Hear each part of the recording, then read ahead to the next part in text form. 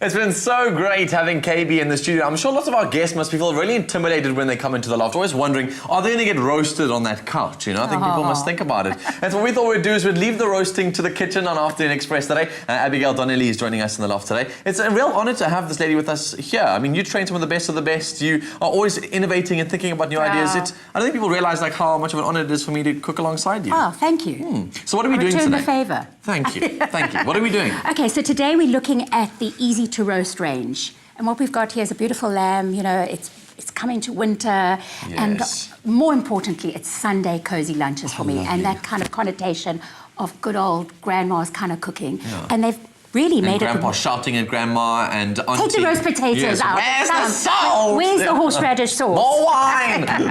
Is this a deboned? That is deboned leg of lamb. Okay, it's already been marinated with some lovely rosemary and olive oil. Cool. So I'm just going to kind of highlight a little bit more and make it my own and make it really kind of quite Turkish and Middle Eastern. Lovely. With a whole range of fantastic spices. So I've got some coriander and cumin here, which I'm going to ask you to bash up. All right. It's been toasted already. I always give it a little bit of a dry pan toast, just to release those beautiful flavors and oils. There's cumin and coriander. If you don't want to do that, also have a lovely spice range of ground cumin and ground coriander already done for you. Okay, cool. So this is obviously all these nice earthy flavors, that real like wintry warmth. Yeah, just connotations of even like pudding kind of flavors. I'm using nutmeg and cinnamon and a little bit of cloves as well. Cool, delicious. Yummy. So basically, I want to understand ginger. Why the heck are you adding more flavors to something that's already come out of like a packet that's got flavors on it? Well, as I said, it's just rosemary and olive oil. Now we just need to highlight it a little bit more and make it like your own,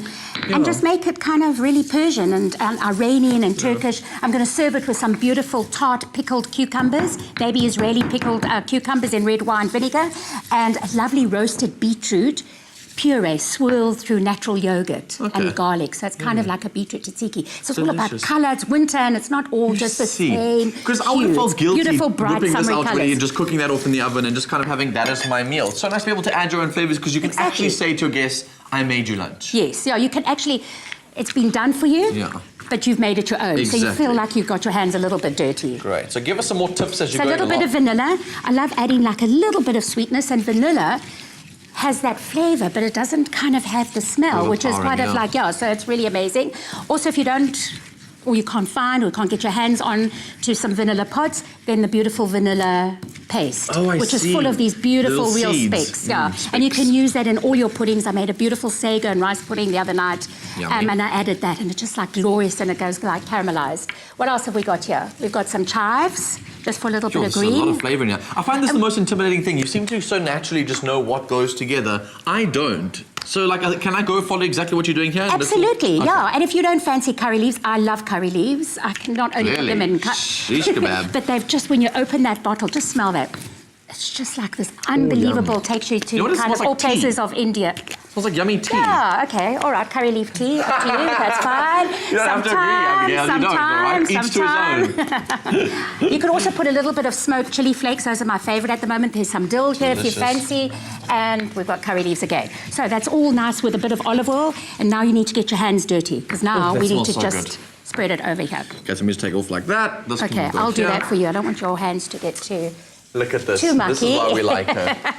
Okay, delicious. Gotta feel your food. Now listen, lamb is quite intimidating for most people. I mean, me included. If I want to make a roast, I mean, the easiest thing I know how to do is a chicken because it's easiest to do. Yes. Can we do any kind of roast, or is it specifically for lamb, these flavours? No, absolutely not. We've got a beautiful chicken which has been brined, and also just a little bit of spice. You can add that. There's also in the range, there's an easy to cook pork and a duck. Oh, wow. So yeah, it's kind of all flavoured, and you just make it your own. Lovely. This one I'm going to cook at 120 very slowly. It's a little one. The bone has come out, so it won't need that much cooking. But at 120 for 4 hours, you'll just it's kind of called spoon lamb, and it will just kind of spoon up, so like shawarma style lamb.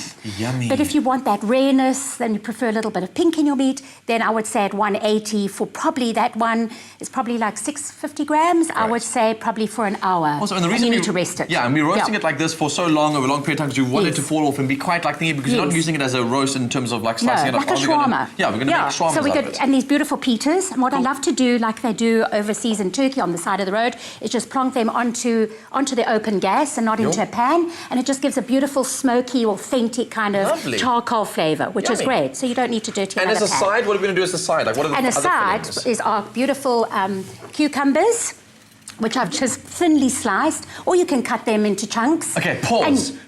Yes. I want to know exactly how to do this because this looks really cool. We'll do this a little bit later on in the show. Cool. So what you guys can do in the meantime is SMS the keyword EAT33650. It'll cost you R1.50, and those free SMSs don't apply. Get toasting your pitas in the meantime. Don't burn them. Yeah, exactly. And later on in the show, we're going to be showing you how to make your very own pickles and sides for our delicious Sunday roast. So stay right where you are.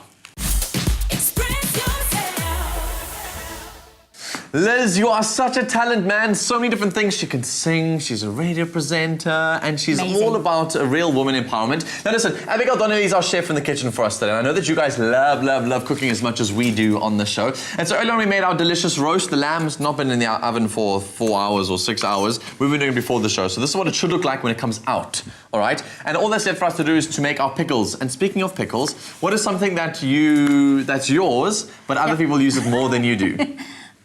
I don't know, is this a joke? It is, yeah. It's a pickle. What? You tell us. It's your name. You see, it's yours, but other people use it more than you do. Okay. And so you got me in a pickle. There we go. You got me in a pickle. Thank you. You got my pun. But look, more important, how amazing does that lamb look? It's got beautiful texture. Can you smell like all those beautiful, fragrant, wintry flavours coming through? So here's the pickle. Okay. The real pickle. So you can pickle really anything. Anything that's got like a firm texture. Turnips, cauliflower, baby marrow, carrots. Well, obviously onions. So anything that's firm but not too firm, if that makes sense. Yes, exactly. And it just cuts the richness of the lamb, which is quite nice. And lovely. You need something green. And because it's winter, it doesn't all have to look, the food look dull. Exactly. Okay, cool. So you pop that into a bowl, and then you can store them in a jar for as long as you want. You can eat them that day. Some red wine vinegar, or white wine vinegar, apple cider vinegar, whatever's your fancy. You don't have to bring it up to heat as well. If you want to, you can. It'll infuse better. And then I have some mustard seeds. Black or white mustard seeds. I'm using some These are typical pickling flavours that you throw in here. Exactly, yeah. You could add a little bit of garlic if you wanted, a little bit of chili, a bay leaf, whatever you fancy. And you can make a mix. You can do cauliflower and carrots. You've got beautiful rainbow carrots now. Lovely. Make a big, nice console jar and people just help themselves. And then that obviously goes with the lamb. And then finally we've got beautiful roasted beetroot. And I've just wrapped the beetroot in tin foil. Skins on, baby beetroots in the oven, 180 for about an hour until they're soft. You could actually boil them if you want. And if you don't have time, you can buy the perfectly already cooked one. Either the pickle one in the punnets in the salad department or just the plain ones. Yeah, and buy those big little punnets that I always buy from Woolies anyway, because I'm trying to get diverse vegetables into my diet at the moment. It's one of the hardest things to do, but it's really cool because they've already got those diced up, cooked, ready for you. You can literally put them into a little Tupperware. They're so fabulous, take them with you. And they're so good for you. And you can juice them like that as well. A little bit of garlic, or maybe a little more garlic. Is this for the tzatsiki? Garlic. Yes, yeah. So we've got that. Garlic and tzatziki. You give that a stir. You can add fresh coriander or parsley or oregano to that. And they all love lamb. Cool. And then like these beetroot are perfectly cooked. Any Greek dish? Yeah, exactly. I love Greek food.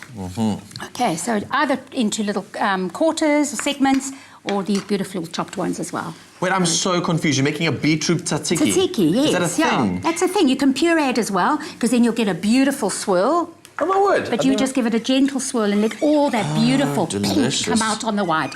And you can imagine with the lamb. This is so delicious. Okay, so now it's time to carve the lamb. Thank you, that's beautiful. Look at that. And when you look at those colours already, that makes me... Okay, so teach me. I want to do it. I want to do it. So let me do something. Okay, so this has been cooking not for the 4 hours that I said, so it's not slow cooked. It's got a little bit of rareness, so it won't pull apart. It will be just beautifully sliced. And of course, you need to rest. I'm going to put it on the board there for you. Cool. And then you'll give you a fork. Right, so if you've got a little piece like this, which has got the bone out, naturally there's going to be a sliver. Yes, with the grain. So yeah, there we go. So like, which is the grain? There we go. So the way it kind of looks like it faces you, so that would look wrong. Okay. Yeah, I cut it like this. So you must cut it down like that. Yeah, that's what I thought. So can I turn it this way? Yes, yeah, absolutely. So I stand my so fork you in can there. show everybody. Oh, look at that. And oh, pink and yummy and juicy. I'm more anxious about my cutting style than I am about what you guys think about the food. But, it doesn't have to be a perfect slice. When it falls like that, it's great, because that's how it is when you have a beautiful Greek shawarma. Delicious. And that's the kind of vibe behind this recipe. It's kind of hand food. You don't need knives and forks. You just kind of dig in. This is so yum. I'm going to leave that like that because I think it's enough for a couple of portions. And then I'll plate up. And you can do the rest because I think you're much better at this than me. I'm scared I get to the end of it and it falls apart. So, you know, they always say about gamblers, quit while you're ahead. Quit while you're ahead. And speaking of, our dish is finally finished and ready to rock and roll. So if you guys would like to make this as a roast at home, the best way to get all the details is to SMS our keyword. It's EAT. You SMS that to 33650. It'll cost you R1.50 and those free SMSs don't apply. You'll receive a little bleep, bleep, bleep, bleep. And on that SMS, we'll have a link to the recipe, shopping list, ingredient, all the details you need to know to make our delicious roasted lamb. Like we call them shawarmas? I call it a shawarma. Look at those. You could just eat it like that, though. Absolutely. Yummy. But more important, we've got our beautiful charred pita breads. And if you guys missed any of those details on how to put this in, perhaps you've just tuned into the show, here's a quick recap.